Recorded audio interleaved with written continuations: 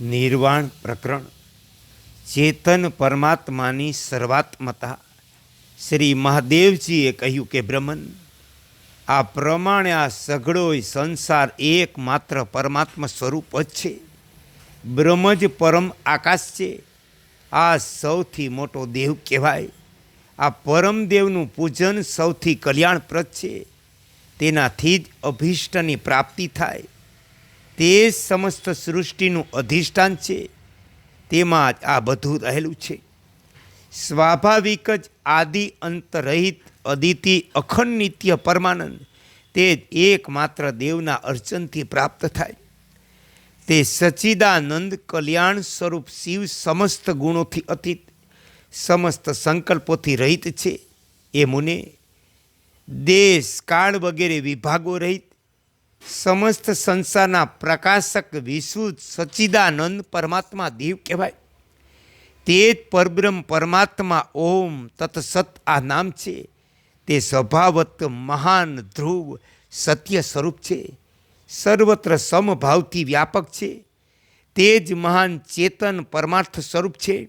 એ નિષ્પાપ મુને, અરુંધતીનું અને તમારું જે ચૈતન્ય તત્વ છે, પાર્વતીજીનું અને મારું અને ગણોનું જે ચૈતન્ય તત્વ છે, જે ચૈતન્ય તત્વ ત્રણેય લોકમાં પરિપૂર્ણ છે. ઉત્તમ બુદ્ધિના તત્વજ્ઞ લોકો તેને પરમદેવ પરમાત્મા સમજે છે. એકમાત્ર ચિન્મય પરમાત્મા જ આ દસ્ય સંસારનો સાર છે. તેથી તમામ સારભૂત વસ્તુઓના પણ સાર રૂપને પ્રાપ્ત થયેલો તે સર્વરૂપ પરમદેવ પરમાત્મા હું જ છું. એ બ્રહ્મન, તે પરમાત્મા સર્વવ્યાપી હોવાથી કોઈના માટે પણ દૂર નથી. તેથી કોઈના માટે તે દુષ્પ્રાપ્ય પણ નથી. તે શરીરની બહાર અંદર સર્વત્ર સ્થિત છે. તે જ આ પરમાત્મા ચિન્મય સૂક્ષ્મ સર્વવ્યાપી માયા રહિત છે. દેવ, દાનવ, ગંધર્વો, પર્વતો, સમુદ્ર સહિત સંપૂર્ણ જગત તે ચૈતન્યમાં સ્થિત રહી કર્મ અનુસાર તે પ્રમાણે ભ્રમણ કરતો રહે, જેમ જળની ભમરમાં જળ. એ બ્રહ્મન, ચિન્મય પરમાત્માએ જ ગદા, ચક્ર વગેરે આયુધોથી યુક્ત ચતુર્ભુજ વિષ્ણુ રૂપે સમસ્ત અસુરોનો વિનાશ કર્યો. ચેતન પરમાત્માએ વૃષભ ચંદ્રમાના ચિહ્નોથી યુક્ત ત્રિનેત્ર રૂપ ધારણ કરી ગૌરીને પ્રાપ્ત કર્યા. ચેતન પરમાત્મા જ ભગવાન વિષ્ણુના નાભી કમળમાંથી બ્રહ્મની જેમ ધ્યાનમાં લીન બ્રહ્માજીનું રૂપ ધારણ કરે. આ જ મહાચૈતન્ય પરમાત્માના સાનિધ્યથી સૂર્ય, ચંદ્રમા વગેરે સદાય પ્રકાશિત થાય. ચેતનના સંબંધથી જ આ જગતના પદાર્થોની શોભા સર્વત્ર દેખાય. એ ભદ્રે, એ ભદ્ર, સાંભળો. જો કે આ શરીરરૂપી વૃક્ષમાં હાથ, પગ વગેરે પોતાના અંગો શાખાઓ છે, કેશોનો જથ્થો જ લતાઓ છે, તો પણ આ વૃક્ષનું પર્યાપ્ત રૂપે ચેતન સાથેના સંબંધ વિના કોઈ રીતે શોભાયમાન થઈ શકે છે. ચરાચર પદાર્થોનું નિર્માણ કરનારા આ ચેતન જ છે, બીજું કોઈ નથી. તેથી એકમાત્ર ચેતન પોતાના સંકલ્પથી જગત રૂપે પ્રગટ છે.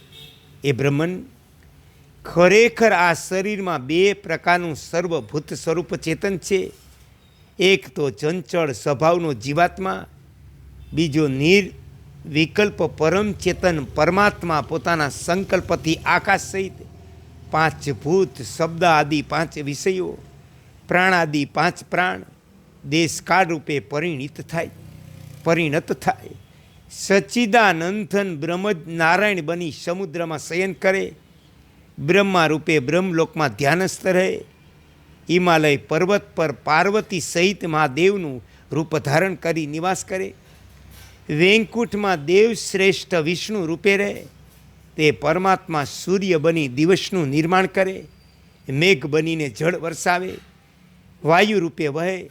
સર્વનો આત્મા સર્વત્ર વ્યાપક પોતાની સમગ્ર સંકલ્પ શક્તિથી સર્વ સ્વરૂપ હોવાના કારણે તે ચિન્મય બ્રહ્મ જગત રૂપ થઈ જાય.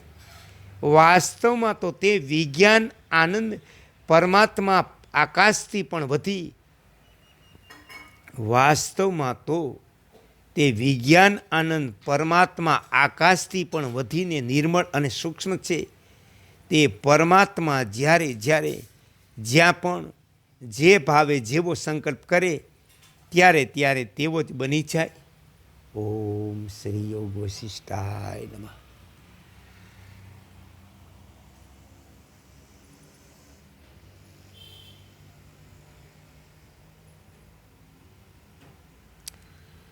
ઓમ નારાયણ નારાયણ નારાયણ.